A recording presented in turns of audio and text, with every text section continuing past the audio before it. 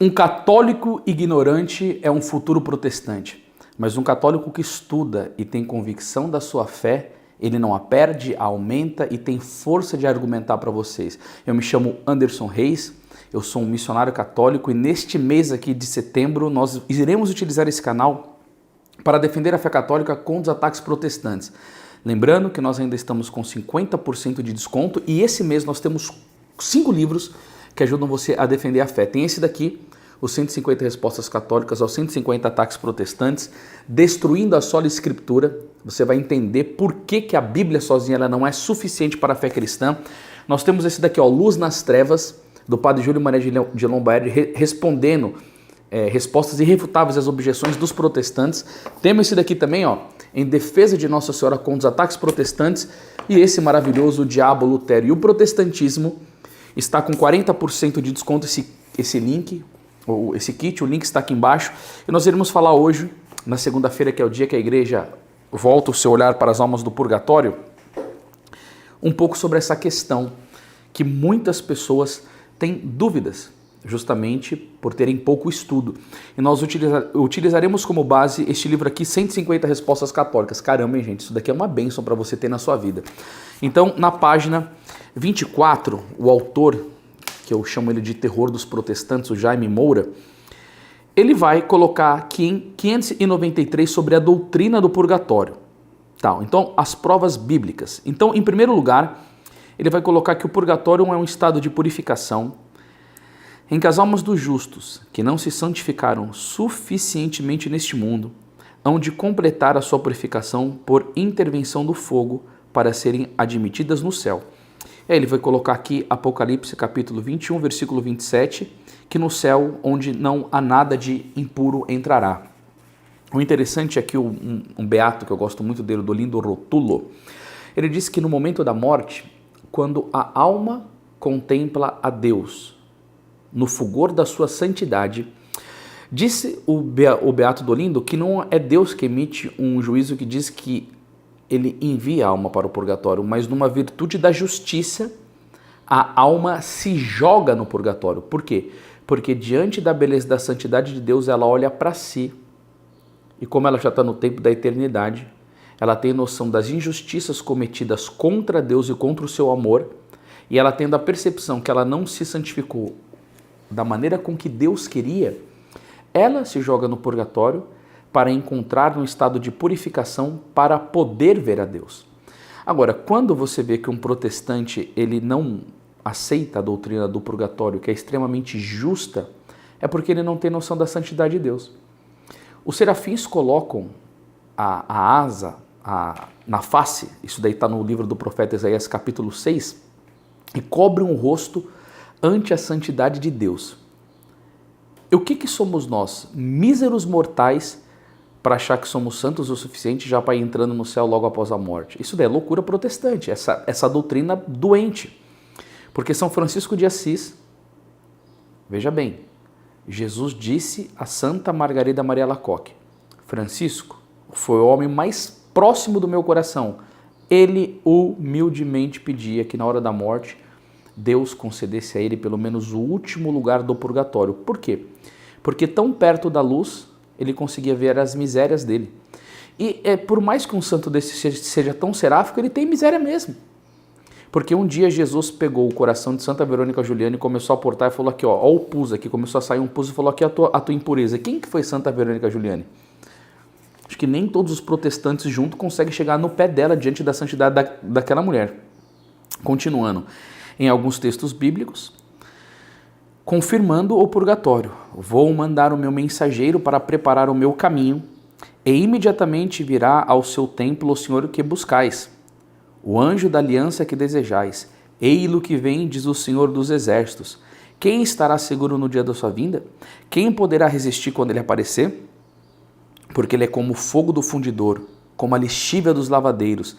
Sentar-se-á para fundir e purificar a prata, purificar os filhos de Levi e os refinará, como se refinam o ouro e a prata. Então eles serão para o Senhor aqueles que apresentarão as ofertas como convém. Isso daqui está em Malaquias capítulo 3, versículo do 1 ao 3. Quando se trata desta purificação, é justamente a purificação dos nossos pecados. Como esse daqui é um canal católico e eu quero que você aprenda a defender a sua fé contra os protestantes, e vai vir um monte de protestante aqui encher o saco no canal, mas é para você católico que eu estou fazendo esse vídeo, tem uma situação que é muito interessante onde fala do pecado, onde uma mulher que trabalhava numa igreja, numa parte de assistente aos pobres, ela recebia roupas, né? E aconteceu que ela trabalhando neste lugar, um dia ela pegou uma roupa. E o que ela fez? Ela pegou sem pedir. E quando ela foi confessar com o Padre Pio, o Padre Pio falou, a sua mão está suja. E a mulher começou a olhar a mão e falou, não, Padre Pio, não está suja não. E ela não tinha entendido, mas o Padre Pio recebeu aquela ciência divina de perscrutar o que estava na vida das pessoas, no coração, na mente, uma coisa esplendorosa, que nenhum protestante vai ter igual ao do Padre Pio.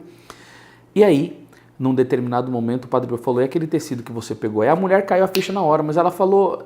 eu trabalho num abrigo de pobre, era uma roupa para pobre. E aí o Padre Pio respondeu para ela o quê? Você não sabe pedir? Dizendo que por ela estar trabalhando naquele lugar, não significa que ela tinha liberdade de pegar um objeto que não era dela. Ou seja, ela configurou um roubo. Mas não deve ter sido aquela coisa gravíssima porque ela não fez com uma intenção má. Mas o Padre Pio falou que a mão dela estava suja, provavelmente deveria ser um pecado venial.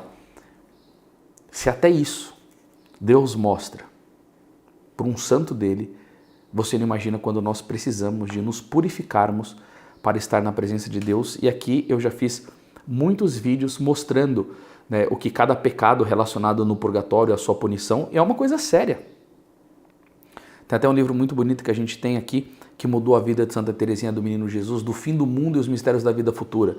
O padre Charles Arminion dizia o quê? Que o purgatório é a prisão da justiça divina. As pessoas não veem o pecado como Deus vê, e Deus vê o pecado com a gravidade que ele tem e ponto final. Então é muito sério isso daí.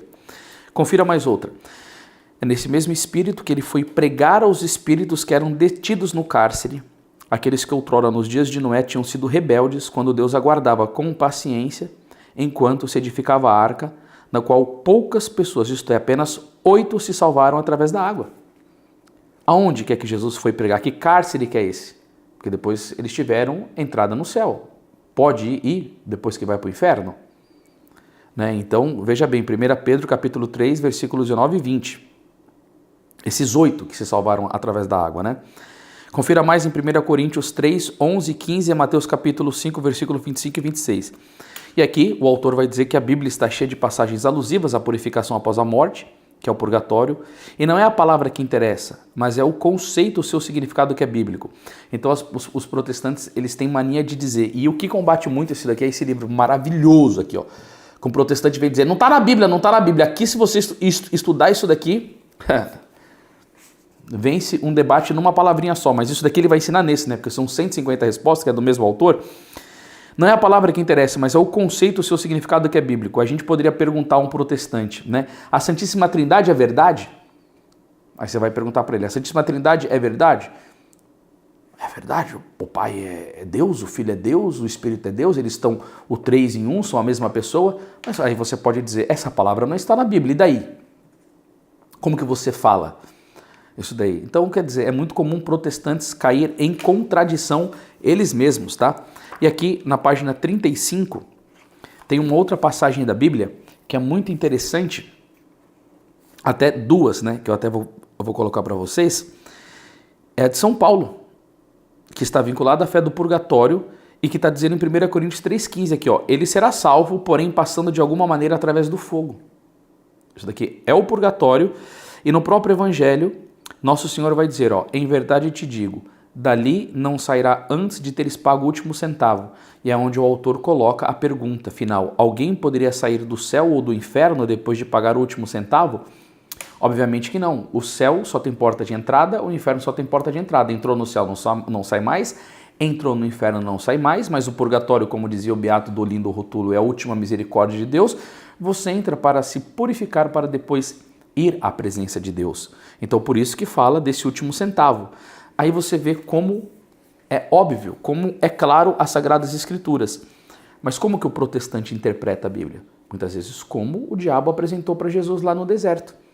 Não entende absolutamente nada de interpretação da Sagrada Escritura. não estão na igreja verdadeira e não têm o genuíno espírito da revelação. Ou seja, gente, protestantismo é o esgoto do catolicismo, vai dizer o cardeal Newman. É uma heresia tenebrosa, terrível, vão contra a fé católica e você não pode desconhecer. Por isso, mais uma vez, eu te apresento essa obra maravilhosa, 150 respostas católicas aos 150 ataques protestantes, destruindo a sola escritura. O kit desse mês está poderoso. O diabo, Lutero e o protestantismo, você vai entender a miséria de vida moral desse homem, a cabeça perturbada dele. Ficou muito bonita essa capa, né? O diabo aqui dando sugestões para Lutero, né? Você vê em contrapartida o Evangelho de São Mateus, né? O ser ensinado pelo anjo ali e tal, né? Em defesa de Nossa Senhora, a gente deu uma alterada nessa capa aqui. Eu quis colocar um louvor para o grande defensor dela, que foi um dos maiores apologistas brasileiros, o padre Júlio Maria de Lombaerdi, que está aqui, que defendeu muito bem a mãe. E o Luz nas Trevas, que são respostas irrefutáveis às objeções. Então coloquei aqui Lutero sendo respondido por 3 apologistas. Coloquei de novo o padre Júlio Maria aqui no canto. Aqui em cima São Francisco de Sales e Santa Teresa d'Ávila também, que foi uma contra-reformadora. O link está aqui embaixo com um desconto de 40%, tá? Isso daqui é uma pré-venda, você adquire e aí depois a gente manda para a gráfica, te manda para sua casa para você estudar, para você conhecer a sua fé e com muita humildade defendê-la contra os ataques protestantes, tá bom? Deixa o seu comentário aqui no vídeo, Deus te abençoe, até o próximo vídeo, salve Maria!